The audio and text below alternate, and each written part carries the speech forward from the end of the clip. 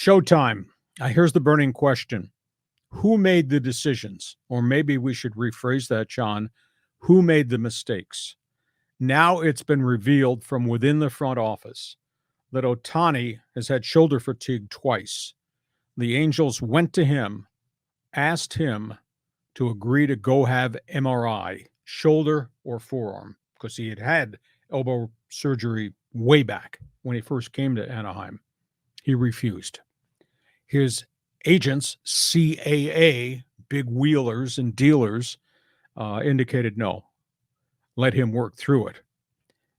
Let him dictate his training, which they have since they hired him, signed him. Let him dictate his treatment with his own people. So he's getting this outside the medical circle in the Angel clubhouse. So now all of a sudden, they have catered to his wishes, whims.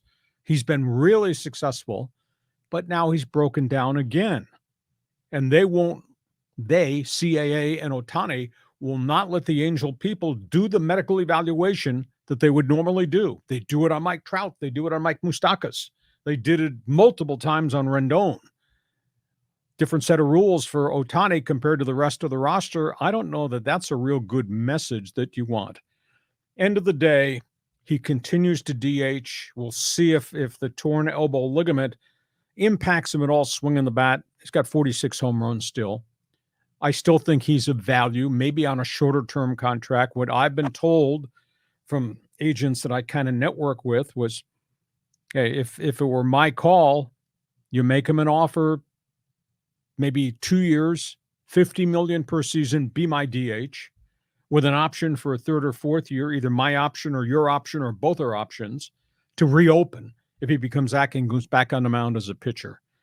I think that's what the Angels have to do. I don't know that they want to offer him 5 years, $250 million at $50 million per season if he's not going to be a pitcher. But I still think as a bat, yeah, he's got great value. And maybe Ohtani looks at it much the same way. Okay, I'll go DH for a year or two till we sort out whether or not I need elbow surgery, etc.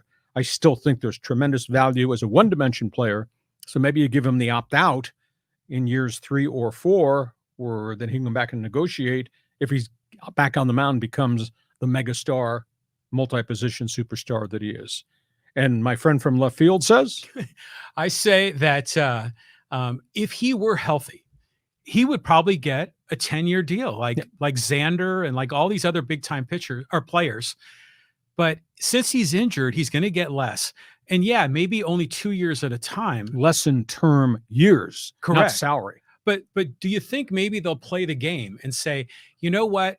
We think of him as a $75 million a year guy, but we only have $50 million to handle the cap. So we're going to pay him $150 million over 2 years.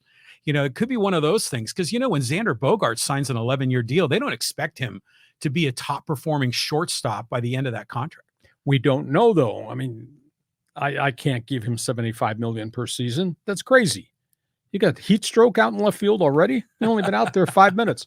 I think the 50 to 60 mil is the top high water mark. And he'll get that as a slugger and as a DH and maybe even going to the outfield or going to first base.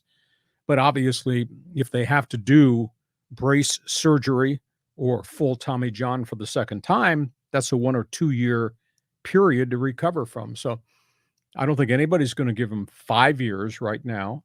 I think, or if they offered him 5 years, he could opt out after the second season and evaluate whether he's 100% as a pitcher. Maybe that's the only way to do it. But I'm not paying him $175 million. Or come on, John. Yeah, well, I mean, the money is just so outrageous, but the revenue is up. We talked about how revenue is up, even though the game time is down and attendance is up. Here's my dark horse pick. I say that the Giants are going to sign him to kind of zing the Dodgers, to beat him to the punch. The Giants have got a lot of money. They could use him. That's a dark horse because we keep hearing Angels and Mariners and Yankees and Dodgers. But I don't know. I think the Giants are the wild card. Oh, you got a heat stroke. Put some sunscreen on out there in left field. Everybody that I've canvassed is of the opinion he is going to go to the Dodgers because of their Pacific Rim history, because they are winning.